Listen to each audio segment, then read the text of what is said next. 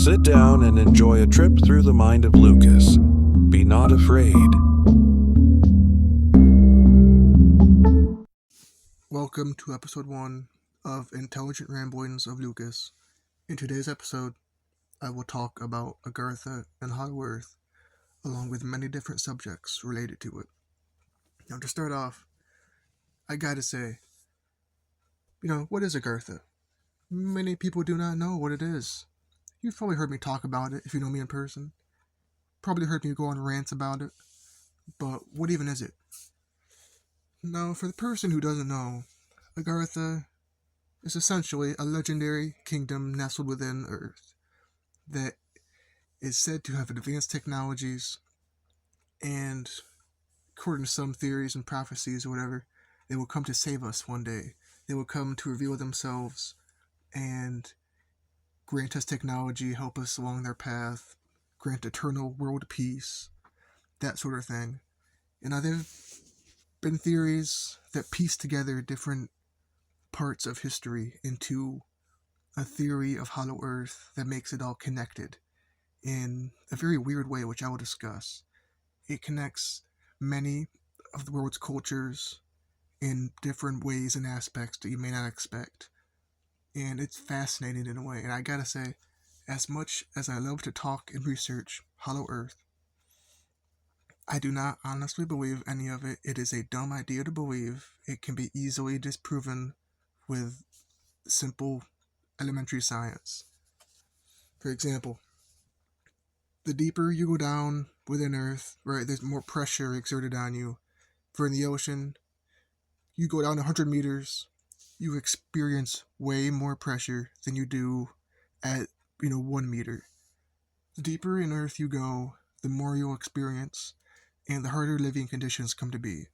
It will be harder to grow and maintain any sort of civilization down there. How do you get food? Who knows? Sunlight? We'll talk about it. There's a few different theories on how the inside of Earth works. Some say they have a sun. Some say the core of the Earth is like a sun, and the inside of the crust, you walk on it and stuff. I'll talk about it later. It's pretty interesting.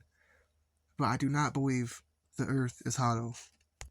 For as fun as it is to believe that it is real, it is quite an unbelievable thing.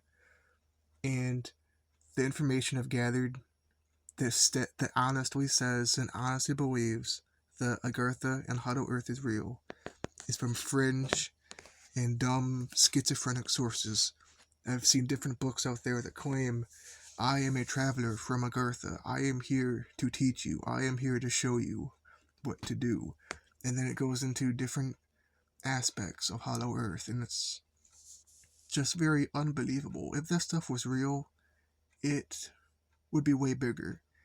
It wouldn't be a small publication, or you'd think so, at least, who knows. Either way, easily disproven. Interesting stuff to read, though, if you get into it. Don't believe any of it, though. Makes you seem kind of schizo and dumb. But, I'm not dumb. I'm a very smart guy. I think everybody who knows me will say I'm an intelligent person. Anyway, facts aside, let's start to talk about the origin of Agartha from Indian texts and where it comes from. Within the beliefs of the Buddha exists a place they call Shambhala, or also referred to as Shangri-La, Eden, the land of the living gods. To the ancient Tibetans, it was a spiritual kingdom that you could actually go to. It's said, and you could look it up, many different sources, that you could actually go there. It was a physical place within the Himalayan mountains that you could go visit and live in. They even have records of kings who ruled Shambhala. And to reach Shambhala was a ultimate spiritual goal. To reach Shambhala was to be at the highest point. It was a place to ascend to. You didn't just go there. If you went there, it was because you were meant to go there. It's because you were destined to be, I don't know, it's kind of dumb. I don't know this stuff too deep, but it's a spiritual place in their religion. And modern day, it's more seen as a not real place, like an idea that you ascend to Shambhala, but you don't actually go there. Now, I'm gonna get some things wrong within this podcast. Bear with me here. But it was, I do believe, a real place in history, based off not only the text, but it's possible that it did exist at one point. You don't just make up one day a text talking about Hollow, not Hollow Kingdom, like an underground city where people live, where kings rule from, where you talk about it in your histories and religions. That doesn't just appear to nowhere. It has to originate from somewhere, right? Now, I don't imagine it was, a New York City down there. It was probably maybe a small kingdom that was famous, that became popular, that grew over time. But I don't think it was a huge place within Earth. It might have been a cave system, sure. Could have been in a valley of a mountain. But they do say that it was in a cave underground, that it had an entrance. They speak of the entrance in a mountain that you can actually go to. But nowadays, people don't know where it is. Over time, the legends and stuff got diluted. The entrance is no longer known to us. People search for it, but honestly, the efforts are pretty fruitless. They come up with nothing. But it's interesting. Maybe one day we'll find remains of a city that was once in a huge cavern that collapsed suddenly. An earthquake, who knows? Stuff happens. Avalanche. Maybe it got covered in snow. We just don't know. And in the narrative, Kalachakra Tantra, forgive me if I pronounce that wrong, it's Hindu or something. They talk about the kings of Shambhala. Again, it's called the Kalachakra Tantra. They talk about King Manjushri. He was said to have been born approximately like 159 BC and ruled over a kingdom of over 300,000 followers of, what is that word? Melchika, Melchcha religion. It was in northwest India. He is said to have expelled 200,000 people from his domain who clung to Surya Samadhi, which was solar worship. Different form of religion. They had a ton of different religions there, and he just expelled people who believed that. And rather than convert to Kala Chakra, which is the wheel of time, they believe in time cycles. It's a variant of Buddhism, one of their many belief systems. Again, I might get some things wrong, bear with me. But after realizing that these were the wisest and best of his people, the king, realizing that they were the best of his people, and on how much he actually needed these people, he later asked them to return, and some did, but most did not. You get rid of us, we will not return, type stuff, you know what I'm saying? Those who did not return are said to have set up the city of Shambhala. King Manjushri, I butcher that name, it's whatever. Manjushri initiated the preaching of the Kalachakra teachings in order to try to convert those who returned and were still under his rule. In 59, approximately, BC, he abdicated his throne to his son, Punjradikri, and died soon afterward, entering the Shambhagakaya of Buddhahood. It was very fascinating. He just talks about the supposed origins of Shambhala, that the king exiled people whom he did not like, and those people who he exiled went on to make this city of Shambhala, where the king later on went to become king of, and set his son as the king of Shambhala, and gave the throne to him, and died soon afterwards, which is fascinating. Now, the Kala Chakra Tantra is not just a historical text in ways, it is a religious text. It goes into many different things, but I just took this excerpt from it, this summary, if you would. Summary is more accurate, and talked about Shambhala and where it came from. But the Kala Chakra Tantra prophesizes that when the world declines into war and greed and all is lost, the 25th Kali king Malatreya will emerge from Shambhala and supposedly save the world and bring peace to all. And in all honesty, this is not going to happen. Let's just admit to it. Hopeful thinking at best. In today's world, just look at what's going on. I'm going to put some minor commentaries on this, some personal thoughts. Now, followers of the king was said to be 300,000, the city he ruled over, right? Now, that is a significant amount. And look over different sections of history. Some numbers are inflated to make things seem better, and there very well could have been 300,000 followers, 300,000 inhabitants of a city. But it's also quite possible that people exaggerate things, or it happens all the time. People could have said, oh, it's a city of 50,000 people, and then people hear how huge it is. Oh, it must have at least 100,000 people. Oh my gosh, the city is so big, it must have 300,000 people. It just kept on growing and growing. But who are we to say? This happened so long ago, it doesn't matter. But it is fact, though. This did happen. These were real people. The numbers are just iffy, you know what I'm saying?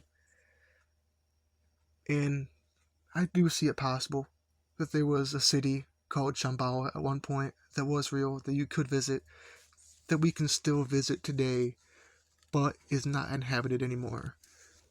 Chances are, if it was in the Himalayan mountains, in Tibet, in northwestern India, give or take, that by now it has eroded, time has broke it down, and it is in huge disrepair. Nobody would even recognize it. Or it's buried. Imagine it was in a cave and the cave collapsed, or the cave got flooded, per se, who knows. Some natural disaster took it. But I do believe it was a real place. Many different texts talk about it. It's not just, here and there, every once in a while, every couple hundred years is mentioned. No, they talked about it quite a bit. This is part of their belief to this day, that Shambhala is a spiritual plane to ascend to. I will now talk about this fascinating character, this man who is real. This is proven fact. He was alive.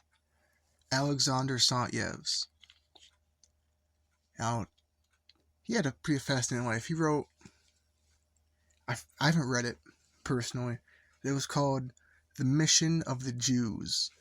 And those works tie in to what he's doing on his 1885 trip to the Middle East.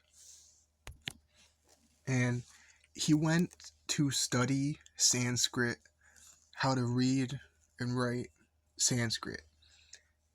And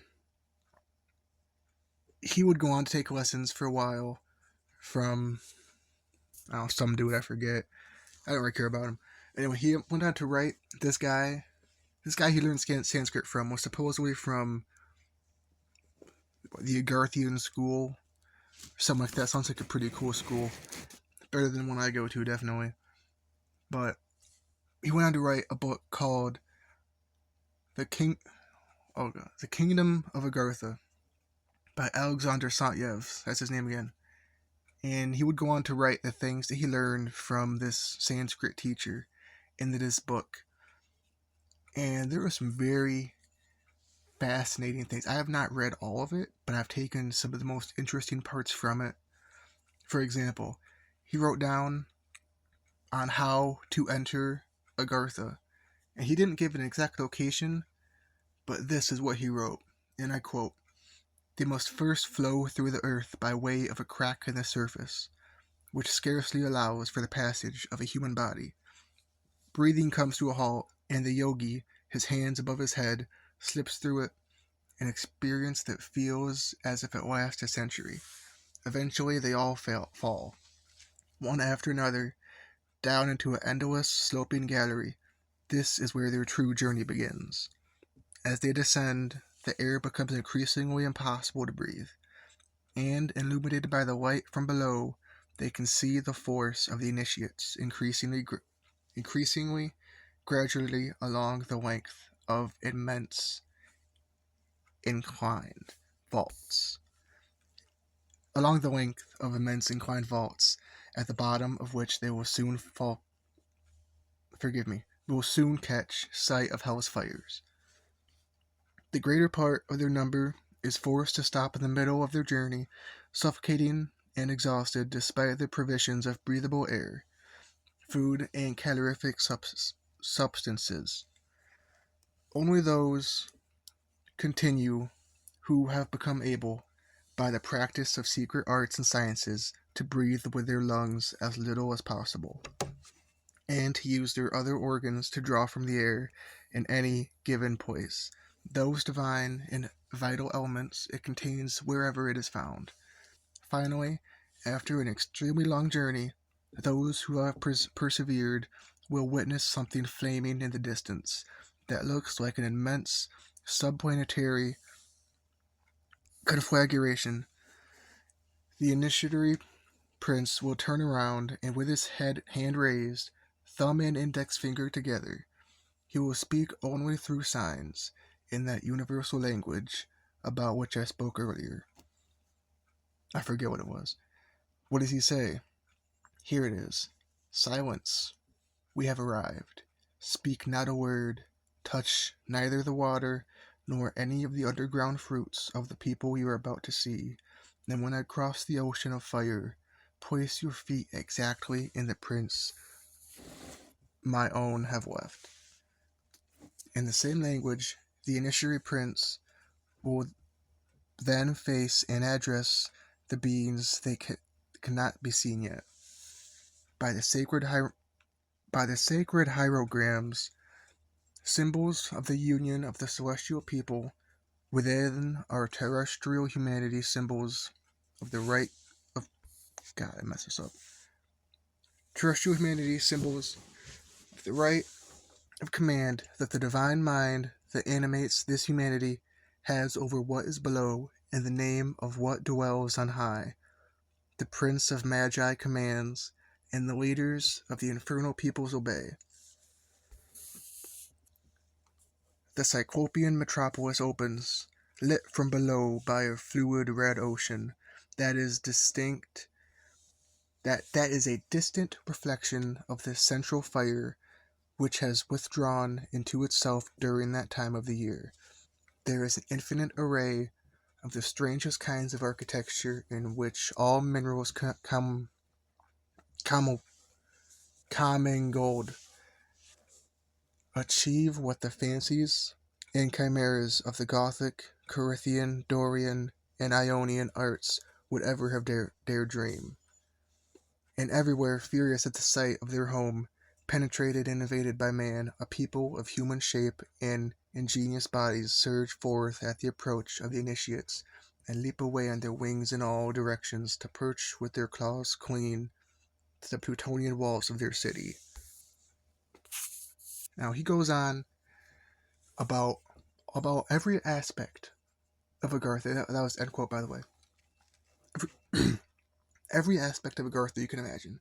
He talks about their governmental system, how they lead, who leads them, how many people live there, where places are, in approximation to the place above ground, so like below this country, below this sea. And he goes into immense detail about these things in his book. I encourage you, if you want to, read it. It is very interesting. At points it's boring, but overall, fascinating read. Now, those places he talks about, one of the places he talks about, one of their ancient seminaries of selective breeding was situated on a group of 7 islands now vanished that were once located in what oceanographers call the Great Malabar Current. This is off the coast of Western India, my bad. These islands, they had dwelling people, and according to him, they were an ancient traveler who lived among them for 7 years. This is how they know this. They are men who are all very different from all others, as much in their mores as in the way they are built. They are all more than 6 feet high, and are all of the same build. Their bones are quite elastic. These bones can bend and return to their original form like tendons. So he's saying they're like shapeshifters. He's describing them being able to move their bone like it's rubber, pretty much. He doesn't just say it like that, but he's saying they can move their bones and bend them in ways that are unnatural. He says that their tongues have a strange quality that is partially artificial due to surgical operation. He says they're split from the tip of the tongue to the root of the tongue. And according to Alexander Saint-Yves, this allows these people to speak 2 languages at the same time, using half of his tongue to speak a language, speaking 2 languages at a time. That is insane. Just fantasizing at that point, that's not even real. Interesting theory, though. Speaking 2 languages at the same time because you got a split tongue. And yeah, he finds this, and I quote, that there is something about this that is most wondrous above all else. The same man, thanks to these 2 tongues, can converse with 2 people simultaneously and respond to them in completely different topics without confusing the 2 conversations. Well, these Agarthian people, these people from Agartha are really advanced, don't you say? They're quite interesting. Now, that's not all. Some of the places that he mentions, right? Some of these places, for example, in various different books, not just the Kingdom of Agartha, they talk about the library of Pythagoras, I believe, and they say that that's the library of the world. That before the Library of Alexandria from Egypt was burnt down, they took the entire contents of the Library of Alexandria and took it to Hollow Earth to preserve it, and that all the information of the entire world is preserved there. Now, if that is a real place, I want to go there. You know what I'm saying? That is an interesting place. To have the entire knowledge of ancient Egypt at your fingertips. To have the entire knowledge of everybody who came before just there, hiding beneath our feet. It's a weird thought, but you know what? I mess with that. I love that thought. Oh, how I want to be in Agartha right now. Anyway. And some just other things about Agartha, according to Alexander Saint-Yves. He says about their governments, right? And I thought that was interesting, so I wrote it down. He says Agartha is made up of twice-born yogis who inhabit cities, and that there are people below them. Wait, no, not people below them. They are the same. They're called Dvijas, Dwijjas, and that there are millions of them. And then Getting into the governmental structure, there's the Pandavan. They are scholars and teachers, people who preserve knowledge and pass it down. They number 5,000 and correspond to the number of Hermetic roots of the Vedic language. Each root is itself a magic hierogram connected to a celestial power, which the sanction of an infernal power. There are 365 Bagwandans, which you could see them as a cardinal. They have they are very powerful. They have a very high place on the structure. And it's also said that the king of Agartha is not referred to as the king of the world. Now, I've read in a few different places that the New World Order, which I will make another episode about eventually, the New World Order ran from Agartha, ran from Inner Earth. Now imagine if the entire history of humanity was controlled by the king of the world who rules from inside Earth, that he controls all the politics and governments of the world from inside of Earth. Just imagine that. Imagine we have no idea, they're little puppets. We're being controlled by Agartha. We have no idea. They could have little Joe Biden there on some strings, just, okay, do this, do that. They could have Benjamin Netanyahu, okay, do this, buddy. They could have Vladimir Putin doing this and that, just so they can foresee the future in their way, so that they get what they want. And we're just little pawns in their game. Now, I'm not saying that this is true, but I'm not saying it's not true, because we don't know. But, no, for real though. It's just for fun, guys. It's not real. Oh, but that would be interesting, though. Very interesting thoughts. Now, one thing I failed to mention earlier about Agartha. I'm moving on to a new topic now. Alexander Santyev's fascinating person. I could talk for hours about him, but we don't got that time here. Going over a summary of all about Agartha. And one of the theories about Agartha is that all of the cultures of the world, all of their cultures, right? Look at Egypt, the Greek, Aztec, Maya, Native Americans, look at the Indians. All of their cultures have tales and legends of people coming from underground, from caves, right? And the Agartha is these caves from these creation myths. That all these cultures are connected by underground tunnels in Agartha. So there's a tunnel from Europe to North America to South America. There's underground tunnels in Agartha that go to these places. And this is why they have underground myths in all of their cultures. It's weird. I'll talk about next the Aztec. They have... the Aztec? Yeah, the Aztec. They have Mictlan, Mictlan, the land of the dead, which, like most cultures, is said to be underground beneath your feet. It's a real place, guys. The sun goes there every night. We all know this. And the journey to get there took about 4 years. You had to go through obstacles, you had to hop through hoops, you had to go through a ring of fire, you had to balance on your toe and rub your tummy, all that good stuff. You had to do a whole bunch of stuff to get to the land of the dead. But once you did get there, you were in the land of the dead, bro. You made it. You were him. You are him.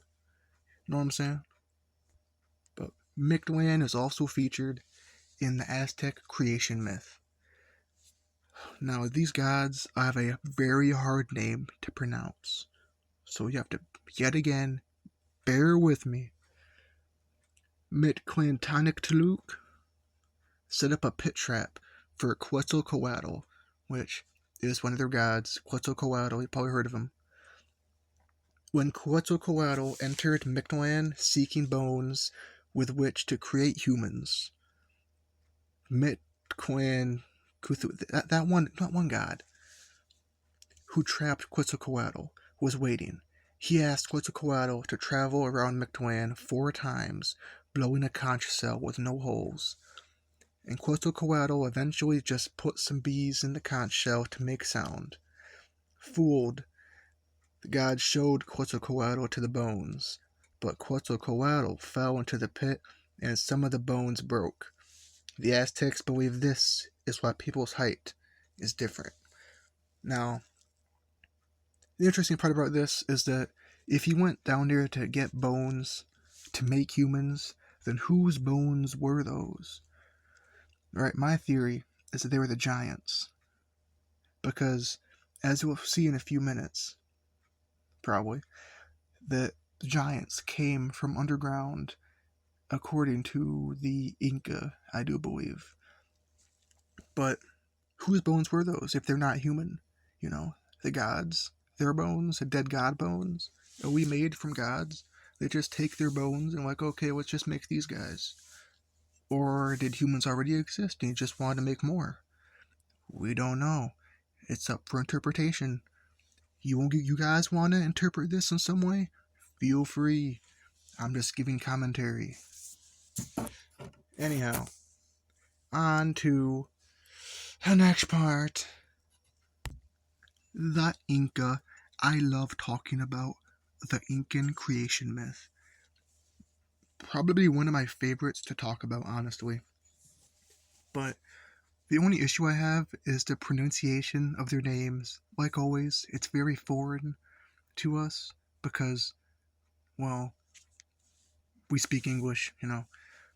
But their god, their creation myth, let's start with that. Virosha. And he was said to rise from Lake Titicaca. Right, funny name, Titicaca. Sometimes the cave of Parik Tempu. He made the sun, the moon, and the stars. He made mankind by breathing into stones. But before he made mankind, he made giants. It said the Virosha made giants from clay, that he shaped them from clay and made life to them. But his creations, his giants, displeased him. He was not happy with them. They did not obey him. They disobeyed him. And so he flooded the world. However, a few giants survived the flood. Some say it was by clinging on to the tops of trees or to the tops of mountains. And this is how a few survived. And I'll talk about some of those who survived in a bit. And I'll probably butcher their names or just forget them. They're easy to find anyway if you Google them. Go to Wikipedia, very sourced. But after he flooded the earth, he made humans, we are so much better than the giants, guys. We were so faithful to the guy, to Virosha. But either way, he said that we have to go and sink into the earth and wait for when Virosha told us, by us I mean humans, back then, that we had to wait for him to tell when to come out. And so he sent people into the earth and waited to tell them when to emerge. And when they did emerge, they came out from lakes, they came from caves, they came out from hilltops. And this is where different villages have their origin story come from, where they were created from, when and why, because our people were told to come here by the god Virosha. This is why we live here. But they were said to go underground and wait to come up until it was okay. Maybe he was just being a chill guy and no, that's a dumb joke. Never mind, I'm not going to say that. Let's move on. And I think for here, I'm just going to skip over the giants that survived because they don't tie into Agartha. And next up, we got the Maya. And just like the Aztec, they have an underground world of death where you go after you die. This place was called Jibala. Jibala. Translated roughly as the place of fright. It is the name of the underworld for the Maya in Mayan mythology. It's ruled by the Mayan death gods. There is many of them. The entrance to Jibala was traditionally held to be a cave in the vicinity of Coban, Guatemala, or in that vicinity there in Central America. The Denzians of Jibala at one point enjoyed the worship of the people on the surface of the earth who offered human sacrifice to the gods of death. This is why at many of their temples they would sacrifice blood on, blood to the blood god, but it's not Warhammer 40k, it's not corn. They would sacrifice blood because if they didn't sacrifice blood, the sun would not rise. And if the sun didn't rise, they would all die. And so they sacrificed blood to stay alive, which obviously, primitive traditions. When Europeans came, they fixed that.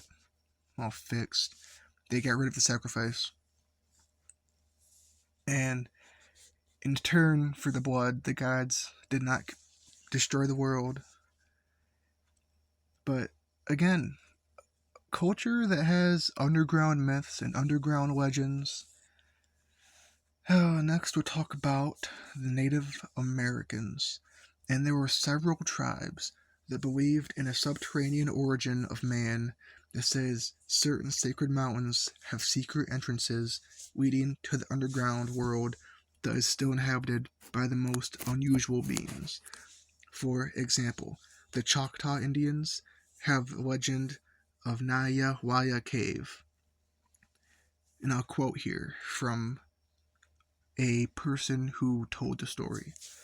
The Great Mound has several natural openings, some of which have been sealed up.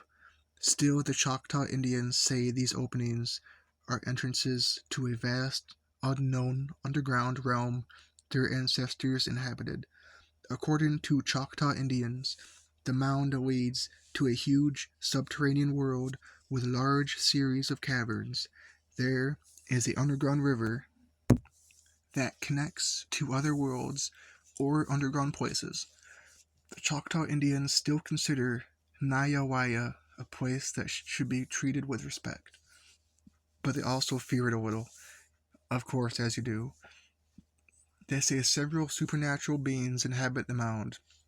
One of them is the Shampe, a hair-covered human-like giant with a terrible odor. I know some guys with terrible odor and long hair. That's not targeted, by the way. That is not targeted. Anyhow, other mysterious beings who are believed to live inside the Nayawaya are dwarfs and giant serpents. The usual things that they make up. They also tell stories. This is kind of related. I'll talk about it anyway. They tell stories of cannibalistic giants who some say came from these subterranean realms, these underground worlds. The Paiute, it's a tribe that settled in the Nevada region thousands of years ago.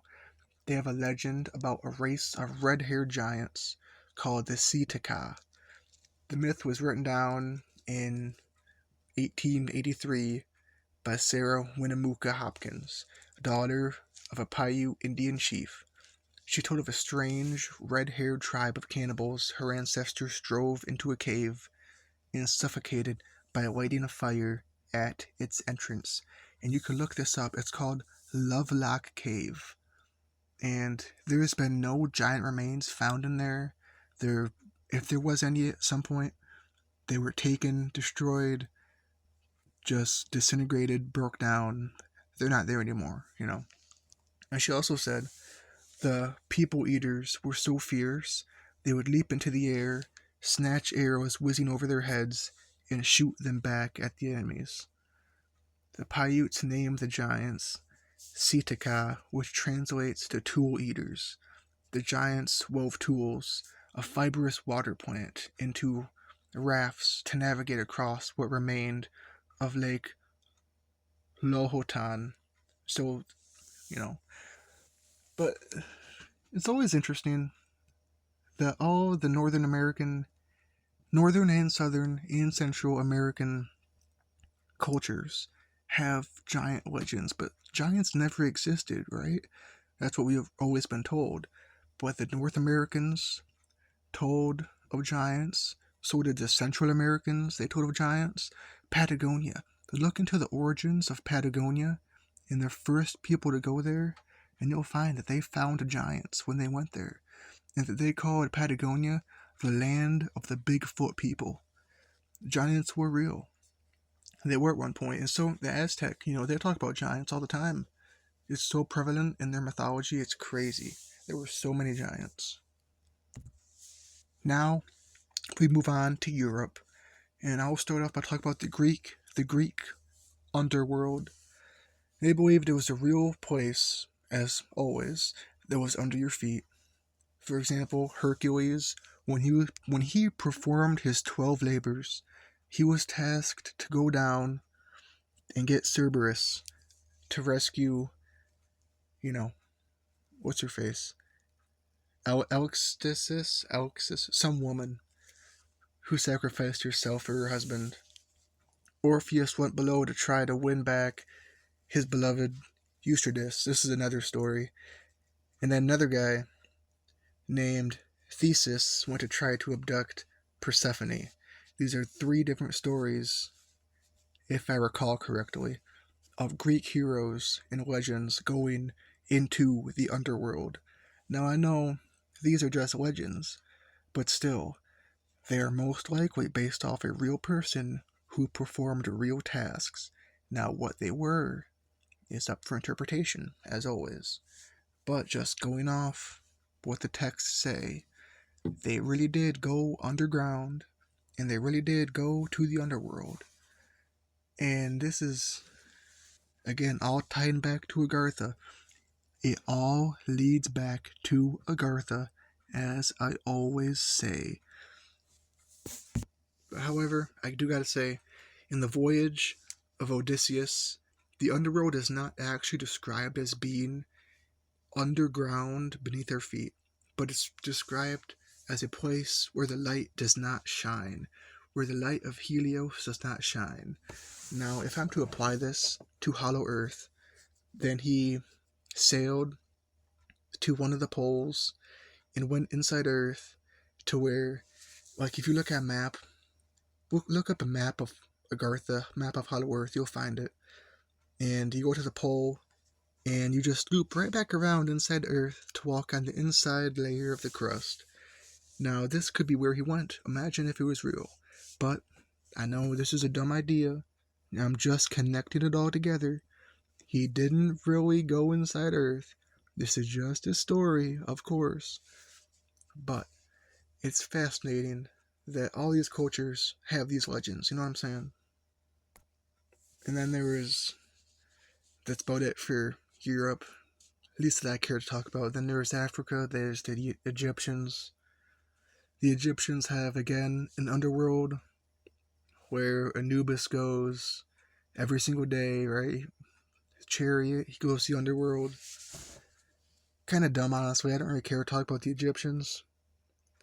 But I'm more big on talking about the Nazis and the 20th century and all that good history. We'll start talking about the Thule Society first. Now, the Thule Society was a German occult group that was, looking for the origins of the Aryan race. They would look for anything that helped idolize them, help find out where their people came from, help find their heritage, that sort of thing. Now,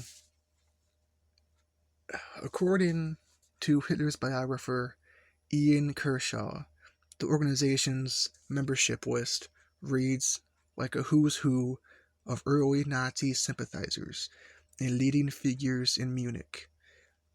People in the Thule Society, including Rudolf Hess, Alfred Rosenberg, Hans Frank, Julius Lehmann, Gottfried Feder, Dietrich Eckart, and Karl Harder. However, Nicholas Goodrich Clark, an expert in the Thule Society, finds that while Hans Frank and Rudolf Hess had been Thule Society members, other leading Nazis had only been guests of the Thule Society, or entirely unconnected with it, and there is no evidence that Hitler ever attended the Thule Society. However, the Thule Society would later go on to influence Nazi Germany in many different ways. They would go on to help found Nazi esoteric beliefs that, again, this would also fuel Hollow Earth. This would fuel back to Hyperborea, which is another version of Hollow Earth, Nazi-ified Hyperborea. And the Thule Society, people like Rudolf Hess, especially him, he would go on to make another society, which I will talk about in a few. Anyway, the Thule Society, they believed that Thule was a land located by Greco-Roman geographers in the furthest north, often displayed as Iceland. The term Ultima Thule is also mentioned by the Roman poet Virgil in his pastoral poems called the Gregorics. Although originally Thule was probably the name for Scandinavia, Virgil simply uses it as a provincial expression for the edge of the known world, and his mention should not be taken as a substantial reference to Scandinavia. Just cutting corners, it sounds like, you know what I'm saying? And the Thule Society identified Ultima Thule, said by Nazi mystics, to be the capital of ancient Hyperborea. You know what I'm saying? As a lost ancient civilization, a lost ancient landmass in the extreme north of Earth, near Greenland or Iceland, far north of those probably. These ideas derived from earlier speculation by Ignatius L. Donnelly that a lost landmass had once existed in the Atlantic, and that it was the home of the Aryan race, a theory he supported by reference to the distribution of swastika motifs. He identified this with Plato's Atlantis, a theory further developed by Helena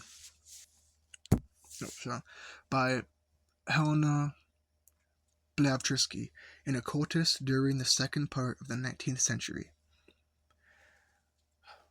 The Thule Society would, as I said, serve as the base for, I'm sorry for the pronunciation, I'm going to get this wrong, the Ahnenhabe, Ahnenerbe.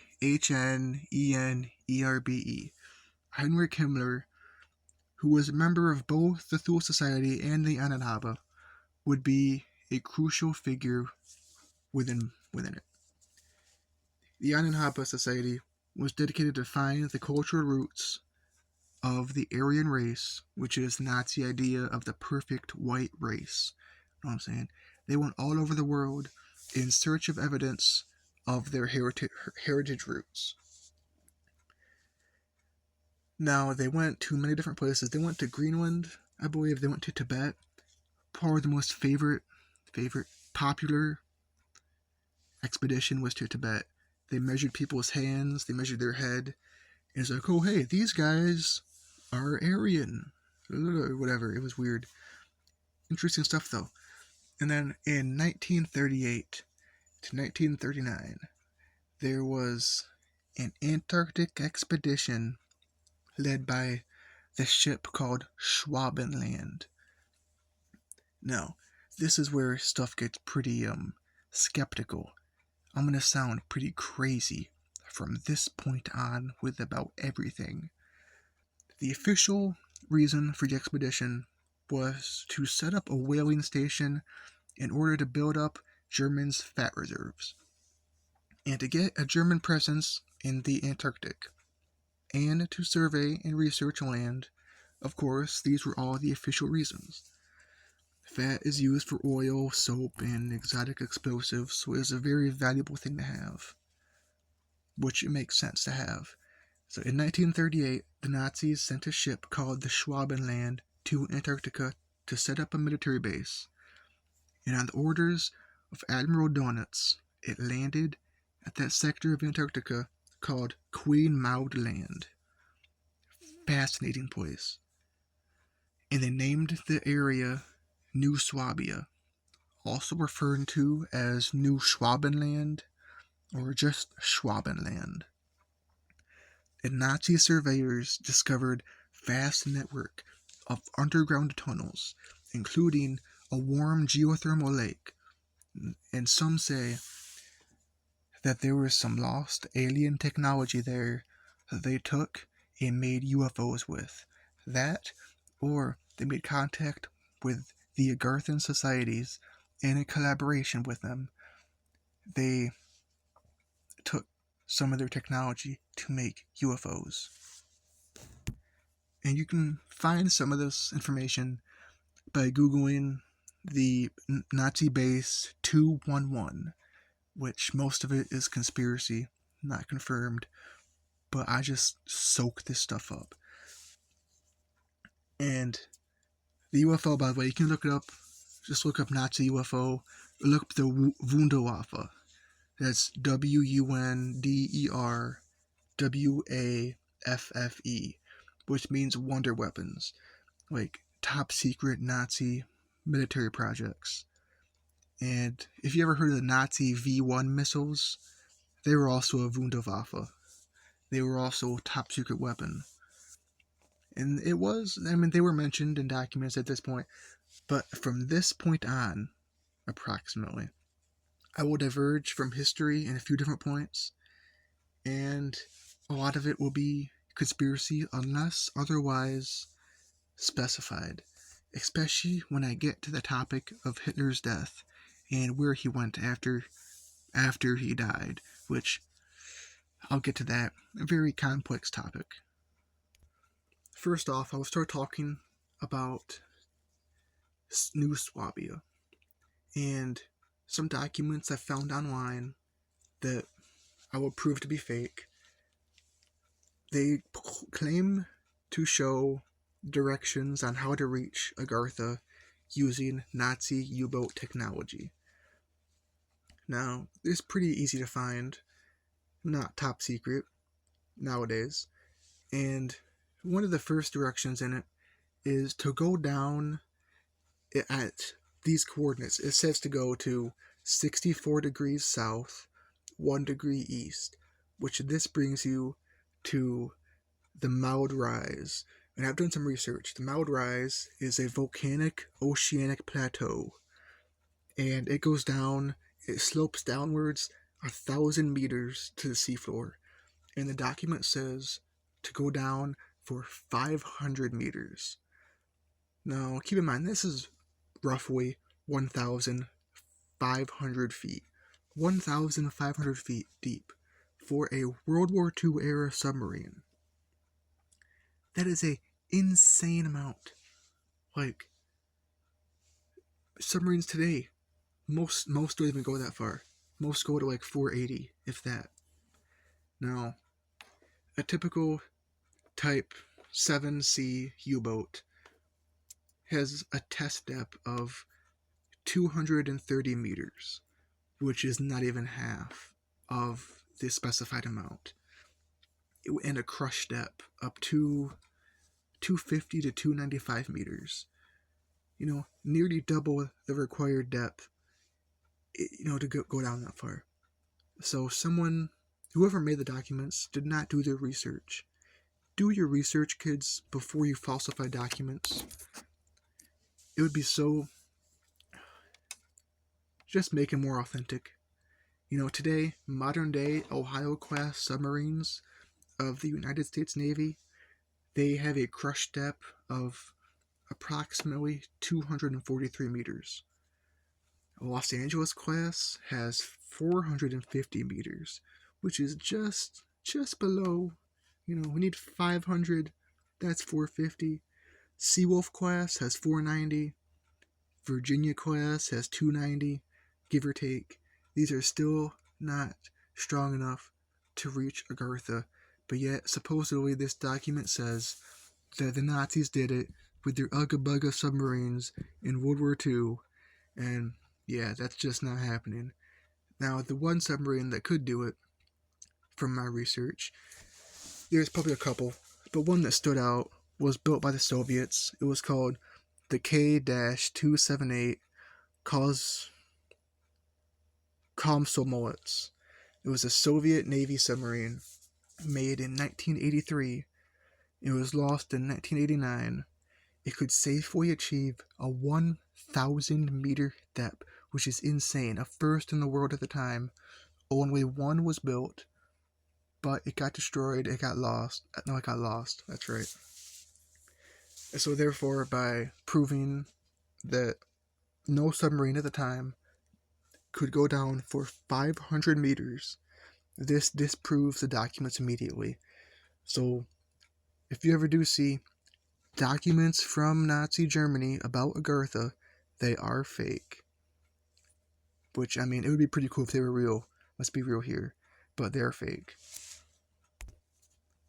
Now we talk about the end of World War II in 1945. We start with a fascinating story and theories regarding how Hitler died. Now, it is well documented, and I do believe that he died in the bunker. He killed himself and he died in the bunker. Because based off different testimonies from people who were inside the bunker, from different interrogations, he killed himself. They took him to a crater outside his bunker and burned his body with oil from the Mercedes in the garage. And that's the end of that. But there's a few theories also that he escaped and went on a U-boat. Now, I do want to say, I find it interesting. There is a guy in the bunker at the time of his death called Arthur Axman. Now, Arthur Axman, I just want to say, that's a cool name. Not to make Nazis cool, but Arthur Axman, that's a pretty cool name, And he made testimonies and told his story about what happened at the bunker. And, by the way, the source for this comes from the YouTube channel Mark Felton Productions, where he talks about Hitler's death. And he is a very reliable source of information. He's written so many books about World War II. He is a historian, he's a doctor, he's a great guy. I highly recommend his content. Again, that is Dr. Mark Felton Productions on YouTube. And according to him, Arthur Axman got a hold of some of Hitler's ashes and put them in an unmarked grave on his way out of Berlin. Now, this is unrelated, but this is just talking, well, no, it is related, about Hitler's death and how it's documented that he did die in the bunker, but there are some interesting theories that he escaped Berlin and went to Argentina on a U-boat, right? Or to Antarctica. He went to Agartha. He didn't go to South America, of course not. He went to Agartha. He went into Hollow Earth. That is a fun theory. Like, for example, U-boat 530. I love the story U-boat 530. It supposedly carried Nazi gold and top Nazis. After it fled Europe and went to Argentina, it was U-boat 530. It when it arrived in port in South America, by this time, Allied officials already knew Nazis were fleeing to South America. And so when they heard reports the submarine appeared in bay, they sent reporters, they sent people there to get the submarine. And an Argentine reporter claimed that he had seen a Buenos Aires provincial police report to the effect that a strange submarine had surfaced off the lower Argentine coast and had landed a high-ranking officer and civilian who might have been Hitler and Eva Braun, his wife, in disguise. Now, U-Boat 530 completed 7 war patrols. It sunk 2 ships, totaling 12,063 gross register tons and damaging another 10,165 tons. They measured success in how many tons of shipping was destroyed or damaged. And so it was it sunk 2 ships, more than most can say. And then there was another U-boat supposedly that carried Hitler, and that was U-boat 977. Now, I'm more like this one for the story. It did not carry Hitler, I can safely say that, but it has been speculated to have carried Hitler. Because the submarine commander, he heard Joseph Goebbels' broadcast that said if you were captured by Allied forces, that the Allies' plan for Germany would turn it into a goat pasture, and that all German men would be enslaved and sterilized. And so, in hopes for a better future for his men, I believe it was Commander Schaefer decided to not surrender in Europe and decided to flee to Argentina and join other top Nazis. And so they went on a 2-month journey to South America, and he told his story. He wrote a book about it. He wrote a book called 66 Days Submerged, and it tells the entire story of the last 2 months of the war. And U-Boat 977 was the last U-boat to surrender. It was the last German force to surrender in World War II. They were technically the last ones fighting, I do believe, even though they didn't do any fighting.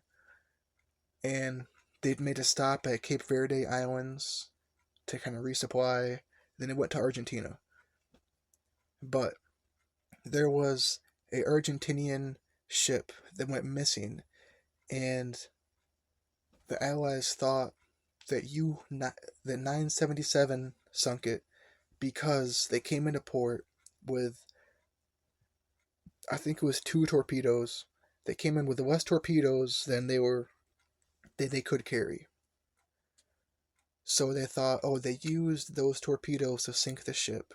However, it was later proven when they found the shipwreck that the ship that went missing sunk because of a weapon malfunction on board. Anyway, because U-977 was the last to surrender, of course, it was up to speculation that they brought Hitler to Antarctica to base 211 so that he could go to Hollow Earth. However, the timetable the commander gives of the 2 months, the timetable he gives is very accurate. It lines up perfectly with the condition and resources aboard the U-boat, and it allows no time to go to Antarctica and back. And so, I do not think that U-977 brought Hitler to Argentina, no, to Antarctica. Or to Argentina, at that matter. I don't think that happened either. Either fascinating story. I love U-Boat 977. It has such a unique story. Now, we move on to one of my favorite topics. Operation High Jump, that took place from 1946 to 1947. It was led and organized, I guess, by Admiral Richard E. Byrd. Now, talk a little bit about this guy. He was a great fella. He is one of the most decorated officers in the history of the U.S. Navy. He is the only person in history to have 3 ticker-taper parades in New York City. He had one parade in 1926, 1927, and 1930. He is one of 4 American officers in history entitled to wear a medal with his own image on it. He is a Medal of Honor recipient. He was one of the recipients of the Langley Gold Medal, which is awarded by the Smithsonian Institution for Outstanding Achievement in Aviation, the Silver Life-Saving Medal, the Navy Distinguished Service Medal, the Distinguished Flying Cross, and the Navy Cross. He is probably one of the most decorated officers ever. Very trustworthy guy. He would not lie about his service, right? As I'm getting to. He led multiple expeditions to Antarctica. The most famous one being an expedition named Operation High Jump, which was led in conjunction with the U.S. Navy joint operation there. It was led as a operation to establish research base Little America 2. Now, I'm going to quote here. The goals of the expedition were to they were to consolidate and extend the United States sovereignty over the largest practicable area of the Antarctic continent, publicly denied as a goal before the expedition ended. Determining the feasibility of establishing, maintaining, and utilizing bases in the Antarctic, and investigating possible base sites. Developing techniques for establishing, maintaining, and utilizing air bases on ice, with particular attention to later applications of such techniques to operations in interior Greenland, where conditions are comparable to those in the Antarctic. Amplifying existing stores of knowledge of electromagnetic, geological, geographic, and hydrographic, and meteorological propagational conditions in the area. Now, time for this. Operation High Jump, for being a research mission, it had an awful lot. This is just kind of a weird thing to point out. It was accompanied by a destroyer, a U.S. destroyer. Like, what do you need that for? I'm going to list them here. Among the participating ships in the expedition was the Gearing-class destroyers USS Brownson and USS Henderson, aircraft destroyer and flagship USS Philippine Sea, and there were some icebreakers. I believe there was one from the Coast Guard and one from the Navy. There were supply ships, and there was a Baleo-class submarine, the USS Senate. And this is quite the firepower for a place full of ice and rock and penguins. You know what I'm saying? Like, why do you guys need this? And like I said, the goal of the expedition, set up a research base, learn more about it, develop technology. But people talk, the Operation High Jump, it was a cover-up because they knew that the Nazis fled to Antarctica after World War II. That's where Hitler went. And so, in order to eliminate the Fourth Reich as a threat, they went down there to see how they were doing, to see the threat that they posed, to see the UFOs the Nazis built in conjunction with Agartha, to see their technology and eliminate them as a threat. This is why they brought destroyers and submarines with them. So, this is just a theory, of course, right? Of course, right? It would be, what do you call it? Just a theory, unless someone confirms it. Now, the details are kind of iffy, but Richard E. Byrd, the commander, he did go on a flight to the North Pole, and he was supposed to be the first person to fly over the pole. And in his journal, in his supposed leaked diary, he talks about how on the way to the North Pole, they found, all of a sudden, green pastures. And this is in his diary, by the way. They found green pastures, they found trees, they saw mammoths. And keep in mind, they were surrounded by snow and ice and rock just minutes earlier, flying above the Arctic. And so, where did this come from? And then he says they were approached by some UFOs. Again, this is the Wunderwaffe UFOs of the Fourth Reich, of the Third Reich, if you would. There were swastikas on the UFOs that he said. And they took the plane, and made them land at a great city of crystal spires and houses. And he was guided to talk to the King of the World, where he delivered a message to Richard E. Byrd. And for the life of me, I could not re-find this. I found it a couple of days ago, and I didn't write it down. I was so dumb, I should have wrote it down. And he gave him a message to bring back to the President of the United States. And then there was another version of this where on the way to the North Pole, Nazi UFOs shot down some planes, and this resulted in the few casualties sustained in Operation High Jump, that they were covered up as a plane crash, when in reality they were shot down by Nazi UFOs. Now, this is a very intriguing and, I dare say, pretty controversial theory. Now, this is all piecing together bits of pieces that I've found that may or may not be true. Who the heck knows? But people say that Operation High Jump, when Richard E. Byrd went to the North Pole, they actually went into Hollow Earth, and that's where they found the green pastures. That was inside Earth.